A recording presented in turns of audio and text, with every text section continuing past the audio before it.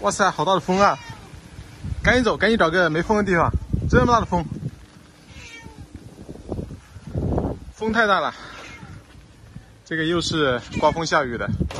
我操！怎么回事？电动车是？昨天都吹冲锋，都吹掉了。吹掉了？我放了好几块钱。倒掉了，见鬼了！这两天下雨马上就倒掉了。我得先把电动车扶起来。刚刚是风吹倒的吗？风吹倒的，这个机械你看都吹倒了。那也吹倒了哦，我待会儿去弄吧，谢谢啊，谢谢。没事，我保安。啊！哇塞，我那个花都吹倒掉了。多谢啊，多谢啊！昨天也吹掉了是吧？哎，昨天也吹。这个风太大了，哎呦！那个风。把那下面个支架打起来吧，这个车都吹倒掉了，这个风真太大了。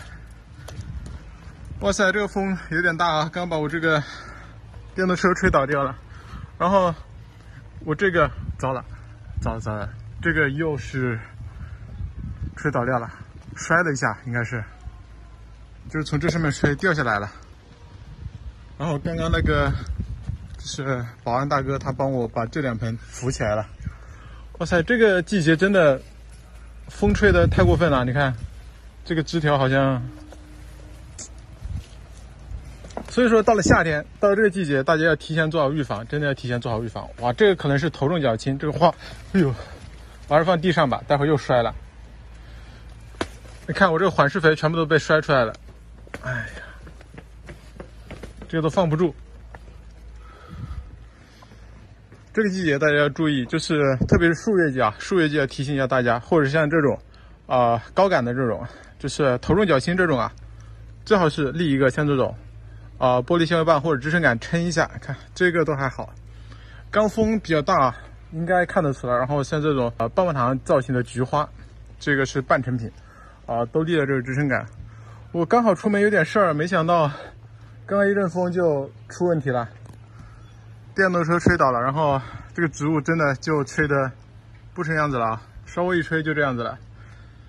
一到夏天像很多地区啊都有台风或者下大雨或者有些花友如果在楼顶那种露台去养花，一定要注意，就是要提前做好这种防风的一个准备要不然的话风一吹，就是你一摔就有损失，每次一摔就有损失。我这个得赶紧弄，不能放太高了。哎，它这要重新固定一下，我待会儿回来再重新固定吧。这个土全部都摔出来了，这都啥事儿啊？所以说养个花不容易啊，又摔掉下来了。哎，算了，先去办事儿吧，待会儿回来再说吧。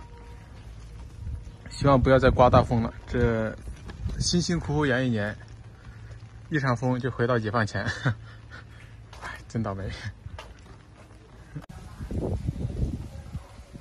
哇塞，这个风完了，那个都快凉了，我赶紧去搬进来。